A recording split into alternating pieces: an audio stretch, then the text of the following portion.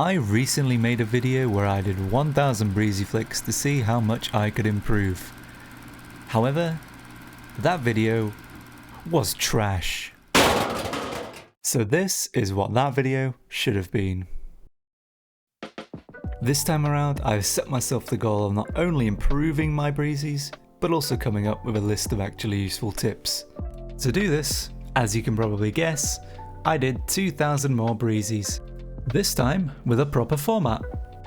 Every 100 attempts, I would focus specifically on trying to improve one aspect of my flicks. Then, at the end of each set, I would review the attempts, update the list of tips, and pick a new thing to focus on for the next set. So in theory, I should get better throughout the attempts and have a list of tips on how to become less bad by the end of it.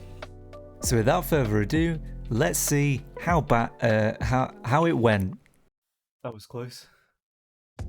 Like I said before, the plan was to focus on one thing every 100 attempts. So for attempts 1 to 100, I decided to focus on 4 things.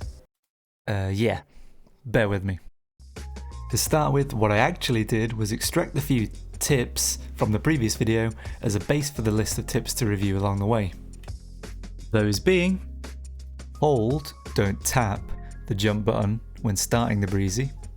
Avoid braking and feather movement controls like steering, boost and accelerate. Start with the ball in the middle of the front of the car.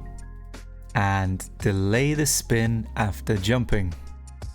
We'll discuss what these tips try to accomplish throughout the video, so don't worry if some seem a bit random for now. As previously mentioned, for the first 100 attempts, I tried to focus on using all 4 of these tips to get an idea of where the original video left off and where I'm at now. And I'll be honest, it started off quite well. Starting with holding instead of tapping jump, I found this to be just as useful as I previously thought. By holding jump, you not only help prevent your car from essentially flicking the ground instead of the ball, but you also give yourself more time and space to adjust in the air. Similarly, I can also attest to the effectiveness of avoiding braking as well as feathering movement controls. This makes your car's movement smoother and helps to keep much better control of the ball, which makes setups more consistent. However, starting the breezy with the ball in the middle of the car does not seem as useful as I previously thought. I found that although starting a breezy in this position would work, I could also hit them just fine in other positions too. So this tip is going to be refined throughout the attempts.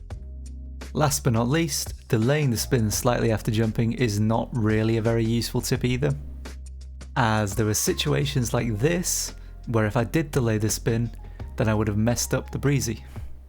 Therefore, after the first 100 attempts, I am updating the tip list to... For attempts 101 to 200, I decided to focus on tip 4. And I did that by not focusing on it at all.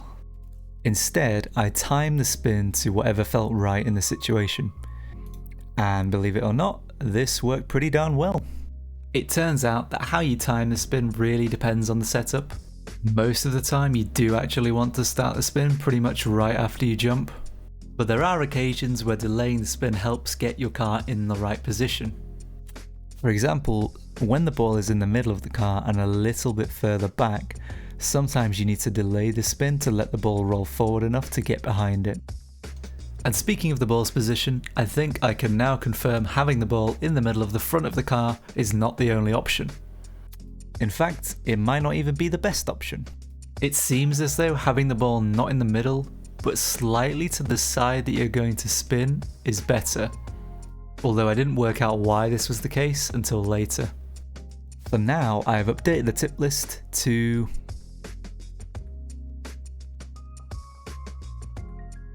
For attempts 201 to 300, I was inspired by the ball placement revelation and decided to focus on just that. The only issue was I now sucked for some reason. The new ball placement wasn't the issue, I think my brain just started to shut down slightly. I wasn't taking into account the relative velocity of the ball on my car as much anymore. This meant more of my focus was directed to trying to salvage bad setups instead of just the new ball positioning. It seems that ideally the ball should be nearly still on the top of your car before you start the breezy. So I've amended the tip list like so. It's probably quite obvious what I decided to focus on for attempts 301 to 400. Yep, you guessed it, making sure the ball is nearly still on the top of my car. The main benefit to this is that the ball tends to stay in a good position when you're performing the spin. It's much easier to get a good setup than it is to recover from a bad one. One useful thing I haven't mentioned that I've been doing throughout these attempts is using air roll to line myself up for the flick at the end. A lot of the time the spin won't actually line you up with the ball perfectly for the flick. So you can use air roll to effectively cancel the spin and bring the car back around in the right position. So I've gone ahead and updated the tip list. For attempts 401 to 500, you're probably not surprised that the newly added tip was going to be my focus. And although this is something I've been doing subconsciously for a while, it did help me realise another little part I was incorporating. Not only do I air roll to line the flick up, I also bring the stick around and pull back slightly before flipping. This is the other part that helps to cancel out the spin and line the car up correctly. Although the amount of air roll and timing of the stick movement is going to depend on the setup. So I'm going to update the tip list like so. Now for attempts 501 to 600, I decided to really focus on lining up the flick at the end, and how the air roll and stick movement really affected things. Whilst I did mention before it is going to depend on the setup, I wasn't too sure how. But looking at it now, it looks like this is less dependent on the setup than it is just one of two options to line up the flick. The other method you can use is to time your boost throughout the spin. So I shall also add that to the tip list. With this new addition, for attempts 601 to 700, I focused on just that, boosting during the spin. There are 6 main directions that you might want to adjust your car's position during a breezy.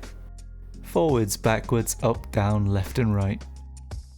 Now forwards can be adjusted slightly at the beginning by delaying the spin and boosting.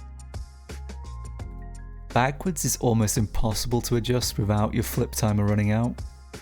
And up, down, left and right can all be adjusted when the car is facing the respective direction during the spin. So this brings me back to positioning the ball on the side of the car mentioned in attempts 101 to 200. I can now confirm that starting with the ball slightly on the same side as your spin is better, and I'll try to explain why.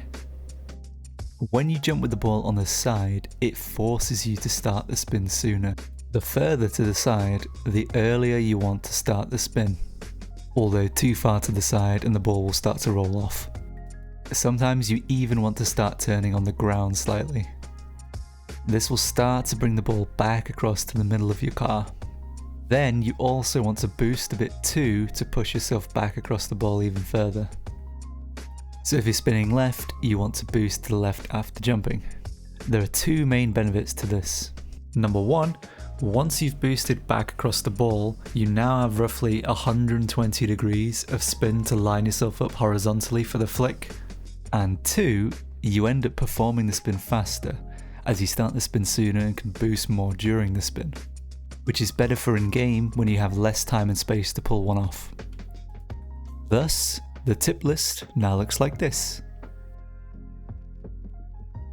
So for attempts 701 to 800, I focused on starting the spin early with the ball to the side. And even though this wasn't perfect, it did definitely feel better when I got it right. The one improvement I think I can take away from this set of attempts is getting the car's vertical positioning correct. Some of the attempts looked a bit like this. The easiest way to improve this is to make sure the car isn't too far below the ball. This is because at the end of the flick you can always boost down to line yourself up, but you can't boost upwards. So I have changed the list of tips to... So for attempts 801 to 900, I focused on keeping the car in a good vertical position for the flick. The main way I did this was using boost at the beginning of the spin to push the car upwards more, but I still didn't always get the contact on the ball I wanted. The most powerful flicks require the little double touch like this, and to get that you need to make sure you hit the ball in the right position, which is roughly like this. The top or back of the car is roughly in line with the bottom of the ball. The lower the car, the higher the ball will go, and the higher the car, the lower the ball will go. So with that, I have made the final addition to the tip list. So, for attempts 901 to 1000, this was the final thing I focused on. I tried to consistently flick in the perfect position each time, but focusing on this ended up making me worse at everything else. That being said, I was actually pretty happy with the list of tips at this point. What I really needed was practice and muscle memory. So there was only one thing left to do. Another 1000 Breezis using all these tips to see if I could actually improve. And did I? Well, like in the original video, for every 100 attempts I counted the number of good, average, and bad attempts and entered them into a spreadsheet to produce another high quality graph. Okay, yeah, this graph is pretty hard to read, I will admit. So instead I have split out the first 1000 attempts and the second 1000 into two separate graphs. Looking at attempts 1 to 1000, it looks like I arguably got worse. I mean, look at the bad shots. I think switching up the thing you're trying to improve every 100 attempts is not a great way to actually get better. It's definitely good for working out the set of things you might want to work on, but switching this often is just too fast to make any improvement. Therefore, we shall instead look at attempts 1001 to 2000, where my strategy was to pick something on the tip list and only switch it up when I felt I got better at it. And as we can see, it is much less chaotic than the other graph. More importantly, the trend lines actually point to an improvement. There were more good and less bad attempts nearer the end, with average only dipping slightly. So for the most part, I replaced my bad shots with good ones. But where does this leave us? Well, I had two goals at the start of this video: improve my Breezis and create a list of useful tips. The evidence would suggest that I did in fact get better after doing 2000 Breezis. Thank God. So I think the first goal can be checked off. And we do now have a list of, at least what I found to be useful, tips. Whether anyone else will is a separate issue. There are obviously other things I've missed or haven't explained, so feel free to leave any of those in the comments. That being said, I'm going to count it at check goal number 2 off also. And for that reason, I'm rating this video a solid 7.3 out of 10. So I think that about covers everything I wanted to. Please let me know if this video was a waste of time or not in the comments, or just drop a like or dislike or something, because this was painful to make. That aside, thank you very much for watching, and I'll see you next time.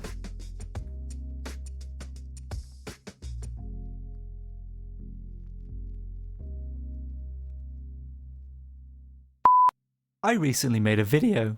Oh my god, literally the first sentence.